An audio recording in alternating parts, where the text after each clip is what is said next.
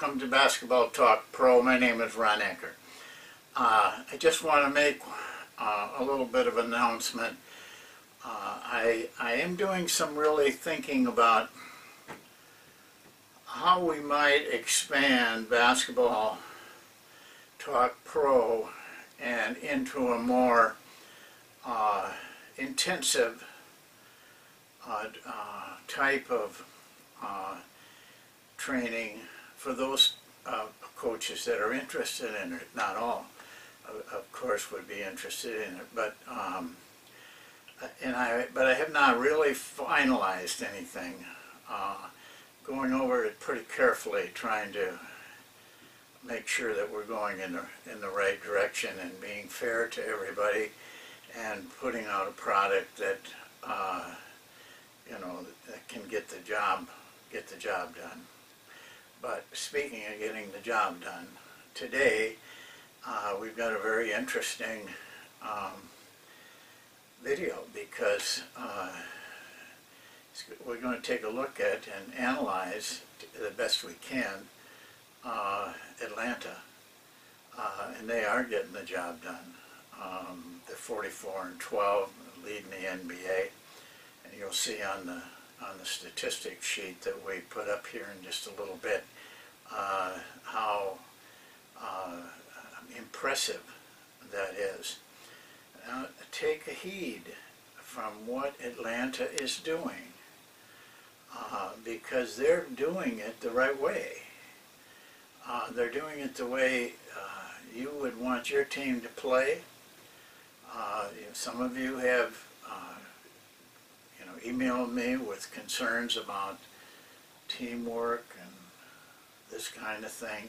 Well, you're going to see, this is a team that exemplifies what I think all of us feel about playing the game. It makes it a beautiful, beautiful game, wonderful to watch.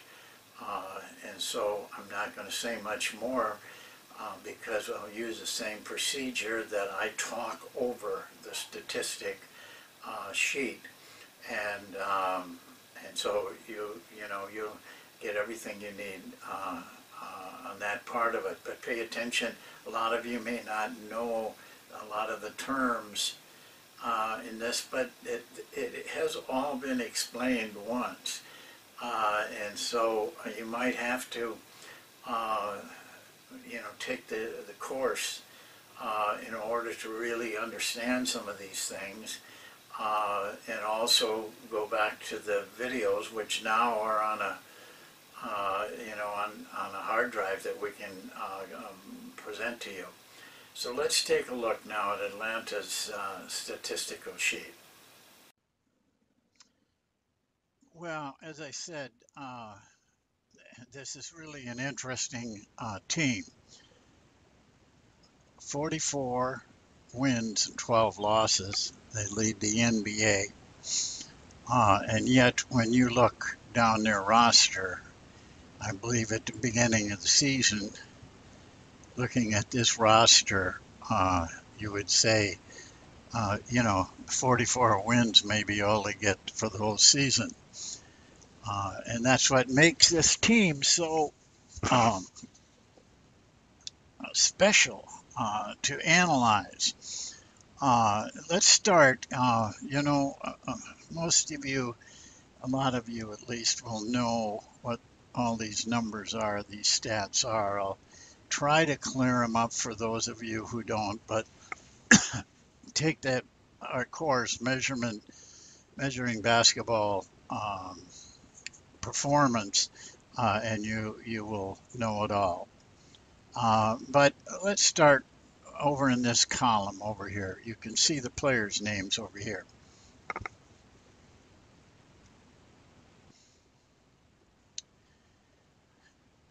When you look down the rating, as you look at the players' ratings, what struck me right off the bat was how many are above 10. Not anybody with a real big number. Horford, this guy right here, who is a legitimate good NBA player. has got the best score. And also look over here, the win profile. There's a lot of players that are above 1,000. You look at some of your better teams, you won't find that many players. So they're doing the right thing. And we'll get to the rest of it later. But this number indicates your value to a winning team. Um, these are numbers that indicate that you're doing statistically the things that winning players and winning teams do. This is an unusual number of people over 1,000 on one team. And as I talked to you about the rating, but here's another very critical area: points per attempt. This is very the same kind of thing as from the coursework as extended field goal percentage,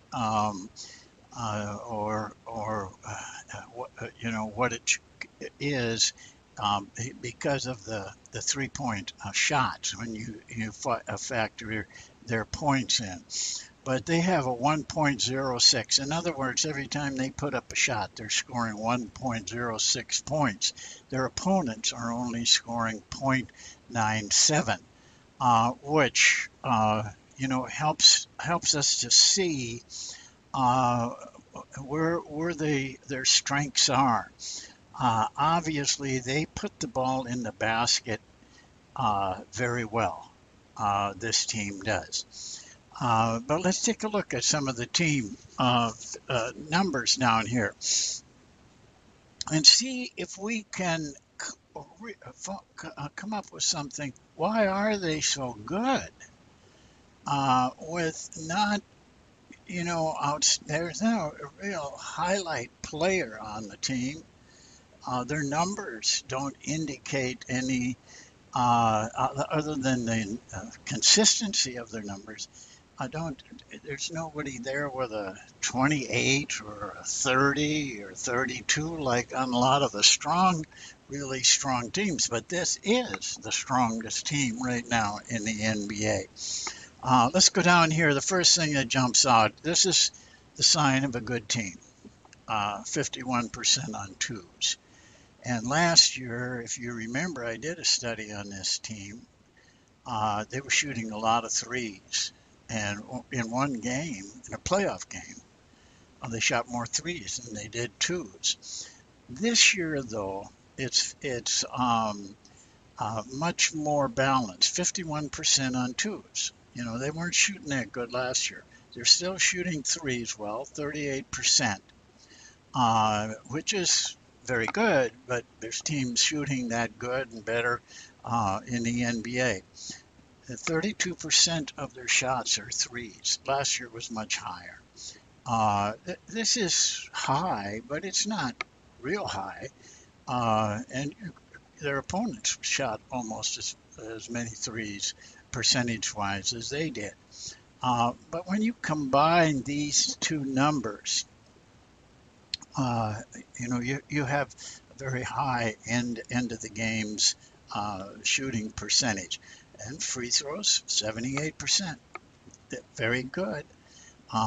Just slightly better than their opponents, but good enough.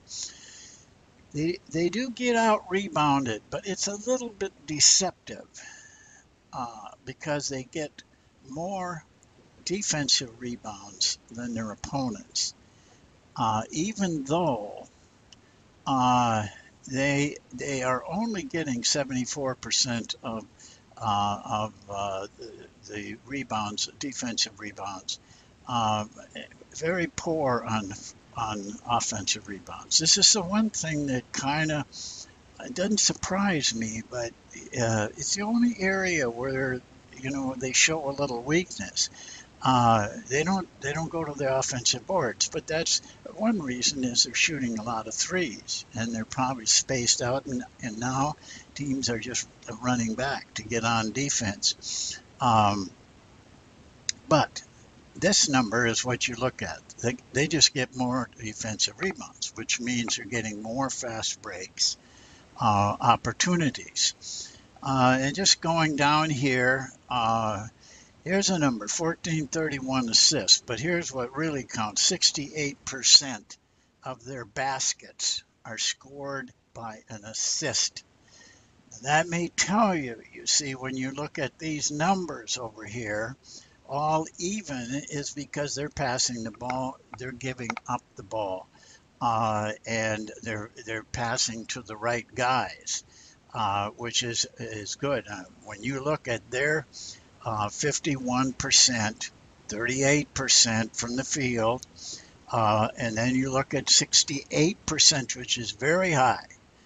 Their opponents are 65%, but 68% over length of the season is pretty, is pretty high. Uh, what it tells me right off the bat is they are not taking bad shots. They're selective. And the guys that can make the shots are the ones that are taking the shots. But they spread it around, as you can see, and they give the ball up. 68% of their baskets are off of assists. A good example of having the right guy shooting the shots. Look at here, Corver, 328 attempts. No one else is close, but he's shooting 51%. He needs to shoot those shots. I mean, he's the guy that you want to get that 3 point. Corver was a rookie the year that I was with Orlando, and I think might have been his second year though. Now that I think about it, we were very concerned about his 3 point shooting. We had to really be there. But one of the things we told the players was in the scouting report is he's not going to take a bad shot very often. If you're close to him and ready to contest, he in all likelihood will probably turn it down. He's selective, but personally, he's selective on his 3 point shots, and that's why he's shooting 51%. But again, the guys that are taking the shots are guys that can make the shots. And they're willing as a team to be patient enough to show that, to work with themselves. They're, other than that, I think their team stuff is pretty normal. This is the big number, 107 is the OER to their opponent's 1.0. You're going to score against them a little bit, but not great.